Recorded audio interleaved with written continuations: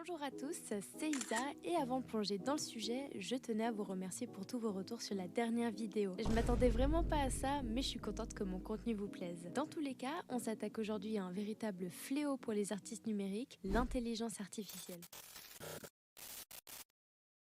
À quel moment est-ce qu'on est arrivé au point où les gens utilisent une IA à la place de payer des artistes ? Comme vous le savez, l'utilisation de l'intelligence artificielle est devenue plutôt courante, que ce soit ChatGPT pour lui poser des questions très pertinentes ou alors DALL-E pour générer de belles images. En parlant de DALL-E, est-ce que vous savez comment une IA peut générer des images à partir de rien ? Eh ben en fait, elle se base pas vraiment sur rien. Ne travaillant pas dans le domaine de la programmation et de l'informatique, laissez-moi vous expliquer un des schémas possibles pour le fonctionnement d'une IA. Pour qu'une intelligence artificielle puisse produire des images, il faut qu'elle ait une base de données dans laquelle elle puisse puiser. L'IA va analyser les différents éléments qu'on lui fournit, puis elle va ensuite prendre les informations qu'elle a déjà pour créer ce qu'on lui demande. Le problème étant que les images utilisées pour alimenter l'IA sont des images trouvables sur internet dans des dessins faits par des artistes. En soi, c'est une forme de plagiat puisque les artistes ne sont pas crédités. Malheureusement, aucune action juridique n'est prise parce que le plagiat via l'intelligence artificielle se situe dans une zone grise de la loi. Les dessinateurs sont livrés à eux-mêmes, tentant d'alerter et de signaler autour d'eux grâce à des mouvements sur les différents réseaux pour éduquer sur le sujet.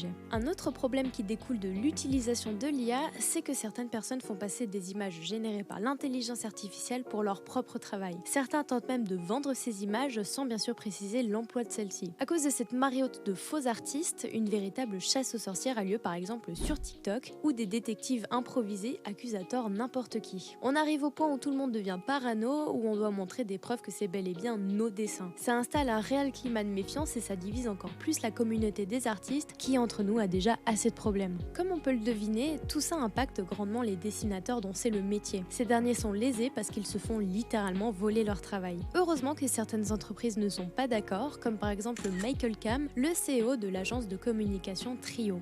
Nous pouvons toujours utiliser l'intelligence artificielle pour nous donner des idées, mais cela n'est pas une fin en soi.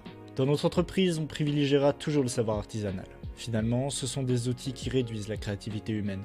Un des autres arguments contre l'IA est que l'intelligence artificielle ne fait pas vraiment de l'art puisque l'art a pour but de véhiculer une émotion ou un message. Un programme n'est pas capable d'avoir des sentiments et donc ne peut pas donner du sens à un dessin, une photo ou une vidéo. Selon beaucoup, l'art est un loisir qui permet d'exprimer sa créativité et de montrer son point de vue sur un sujet. De mon point de vue, et uniquement le mien, je ne veux pas vous l'imposer, l'IA peut être utilisée dans l'art mais ne devrait être qu'un simple outil au même titre qu'une tablette graphique. Elle peut servir de base pour une idée mais ne devrait pas être le produit final. Et bien sûr, il faudrait toujours préciser son utilisation avec par exemple l'option ajouter une mention IA trouvable sur Instagram et TikTok. La meilleure chose à faire pour lutter contre la surutilisation de l'intelligence artificielle, c'est de soutenir les artistes en les suivant ou en partageant leurs publications pour les mettre en avant. Merci beaucoup d'avoir regardé la vidéo. Si vous avez aimé, n'hésitez pas à vous abonner ou aussi à aller voir mes podcasts disponibles sur Spotify ou tout simplement mes autres réseaux. D'ici là, portez-vous bien, je vous fais plein de bisous et je vous dis à la